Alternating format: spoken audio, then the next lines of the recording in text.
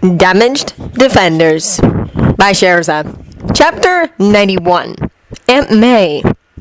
Aunt May watched the various Avengers with an eagle eye.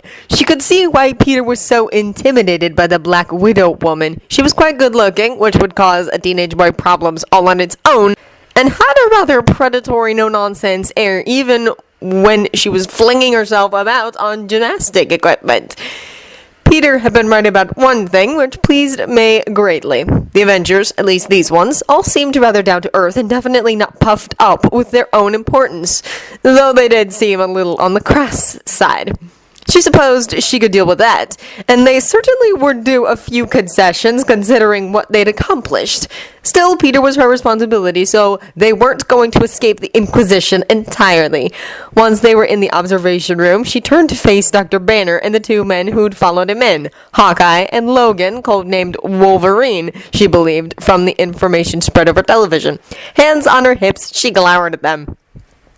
"Just what is it," she demanded, "that you intend to do with my nephew?" Dr. Banner blinked at her tone, and Hawkeye actually twitched. Logan just cocked an eyebrow at her. Dr. Banner said, sounding a bit thrown, much to May's pleasure.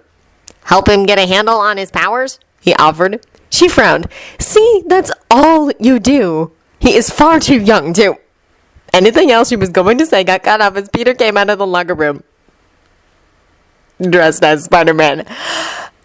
"I'm going to tan that boy's hide until it matches that suit," she snapped, somewhere between rage and blind panic. What in heaven's name was he thinking? He could have gotten himself killed running around playing at being a superhero with powers he didn't even know for sure were stable.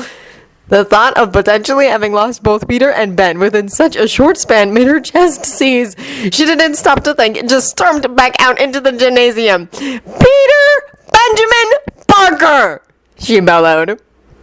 Later, she'd find it funny that Peter leapt for the ceiling and clung there the moment the observation door opened, well before she started yelling, keeping well out of range of physical retaliation.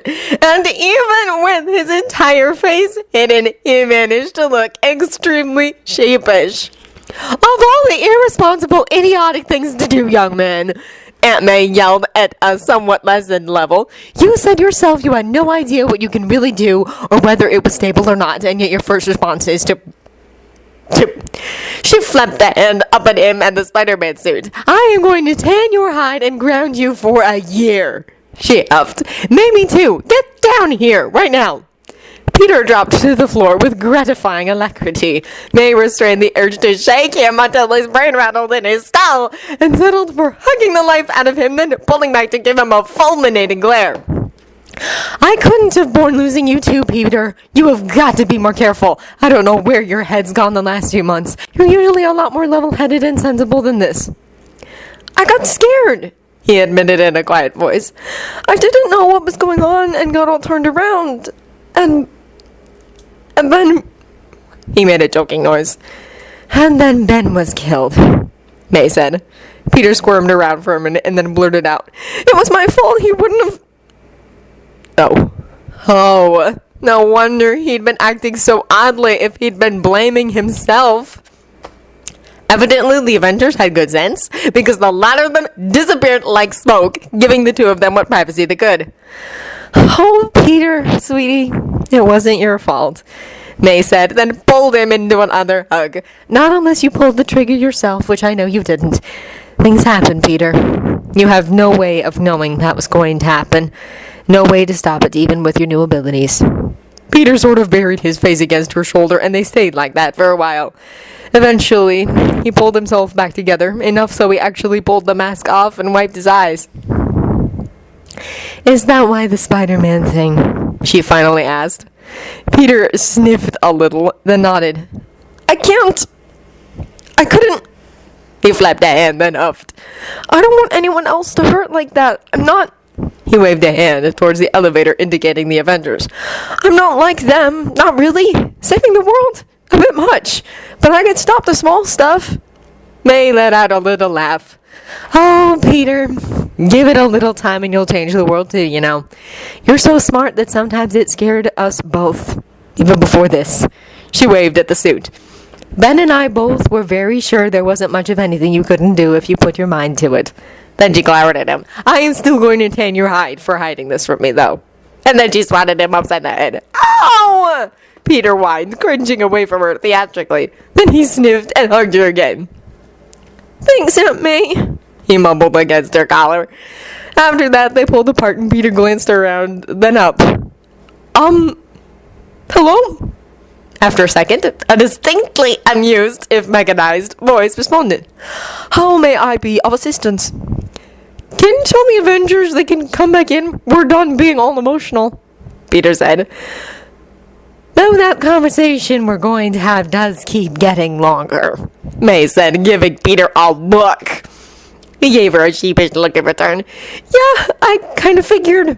The Avengers trooped back in, and May returned to the observation room with Dr. Banner, Hawkeye, and Logan. He forgot to tell you a few things, I take it? Dr. Banner asked, sounding amused. Yes, May said, then sighed. Though I don't really blame him. The last few months of his life would have been difficult for most adults to handle sensibly. A 16-year-old boy didn't stand a chance. We'll get through. She gave an amused of. We always have. If you don't mind me asking, what happened to his parents? May sighed. They died when he was very young, she said, mostly evading answering him. Ben and I raised him from a toddler. He may not be my son by blood, but I'm really the only mother he remembers. His memories of his parents are fuzzy at best. Dr. Banner didn't push for specifics, which she appreciated. For whatever it's worth, if he's determined enough to do this, to have made an outfit for himself, well, this is probably the best place for him to do his thing. We can keep an eye on him, back him up, and generally keep him from biting off more than he can chew. Then Dr. Banner sighed. And given the circumstances, it's probably better for him to learn how to fight. And why do you say that? Aunt May demanded. The aliens? They're going to come back. Lots more of them. In about 11 months now, give or take. We're doing what we can to mobilize defenses, but this is going to be big and seriously ugly, no matter what we do. Everyone's going to be in the crosshairs, Dr. Banner told her. Oh dear, May said. That is definitely not good news. She stared out at the gym for a few minutes, watching as Peter bounced around the room, doing impossible twists and tumbles. She laughed a little when she realized that he was mostly running away from Black Widow, who seemed to know it and was using it to motivate Peter to greater and greater feats of agility to get away from her. She utterly terrifies him, May admitted, more than a little amused. She utterly terrifies anyone with sense, Dr. Banner said, sounding equally amused. She is hands down the deadliest person on the planet, and I'm including Hulk in that estimation. Speaking of him, is Hulk a him? May asked. Where is he? Yes, Hulk's a him, Dr. Banner said, then got a little shifty. Why do you ask? I am curious about him. Of course, I've heard terrible things about him, but I had friends in Harlem, and they were quite clear on Hulk being the one trying to save the day, despite all the damage done. Plus, he was helping with the invasion, so I'm rather given to thinking the fearmongers are, well, fearmongering. But I do like to judge such things for myself when I can. They said. Interestingly, Dr. Banner blushed and looked remarkably like Peter had just a little bit ago, sheepish and a touch guilty. It's complicated, but he's here. Dr. Banner tapped his head. There was an accident nearly a decade ago, and I absorbed a lot of gamma radiation. Somehow, instead of killing me, it, well, made Hulk. Then, in a tone that made it clear this was an almost automatic addition, I wouldn't be here if I thought it was dangerous. I'm quite sure you wouldn't be, May said. Peter rather adores you, and from what he said, you've never been one of those scientists that gets sloppy in the lab. Does he know? I don't think so. We've been kind of keeping it quiet that Hulk and I are one and the same. He's, well, very protective of me, and crowds of grabby, adoring fans would not go over well. May have to laugh. I can't imagine. Not to mention that there would be the inevitable idiot who would deliberately attempt to trigger Hulk into appearing, if that was common knowledge, which would, I imagine, go over even less well with him. That got an amused-sounding snort from the other two men in the room. Lady, you ain't never said a truer word, Logan said. You'll tell me the whole tale at some point, May said. If Peter is to be hanging about with your group, I'll insist on knowing everything that could affect him.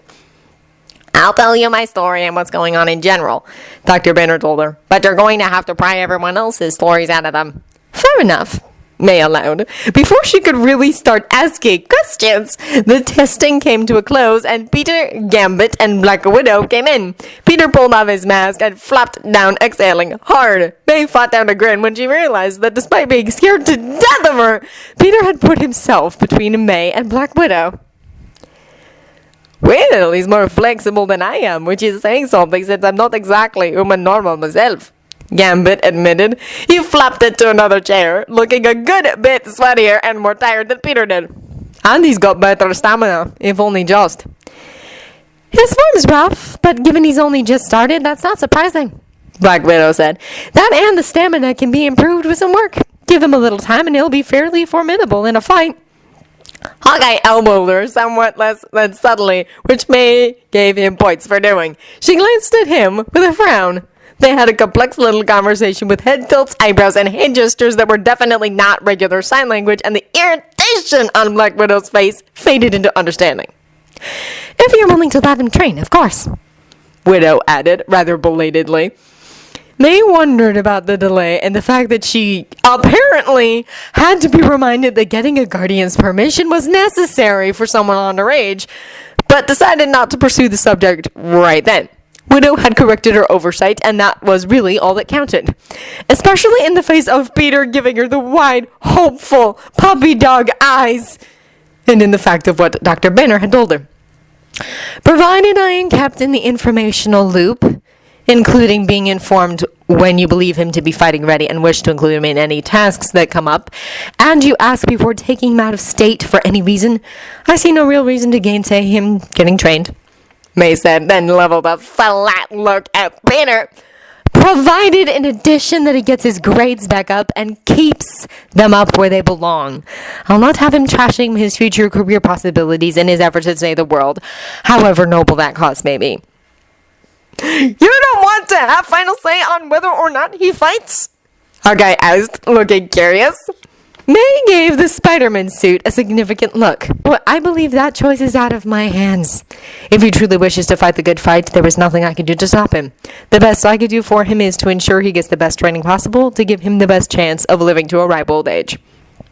Then May sighed, especially given Dr. Banner's news about the aliens. If they're going to come back and cause trouble, well, Peter needs to be able to survive that, and I think this is his best chance. Peter got that muleish look on his face. Only if you're safe, Aunt May. I don't think I could really... if you're in the line of fire, you're going to be my main concern, he admitted. If I know Tony half as well as I wish I didn't, Widow said, he's got some sort of plan in mind for the non-combatants nearest and dearest to the Avengers, probably having everyone removed to Asgard. The being leading the aliens, a creature named Thanos, cannot step foot on Asgard. So if the aliens, the Chitauri, head there, Earth is already lost, and most likely us with it. And at that point, there won't be anywhere safe. Peter gave a nod. That'll work, he said. So any idea when the other four will be back?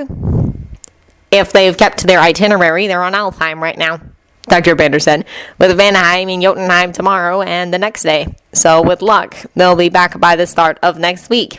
Why do you ask? Because I could really use Mr. Stark's help with these. Peter pulled his sleeve back, revealing an odd cuff around his wrist.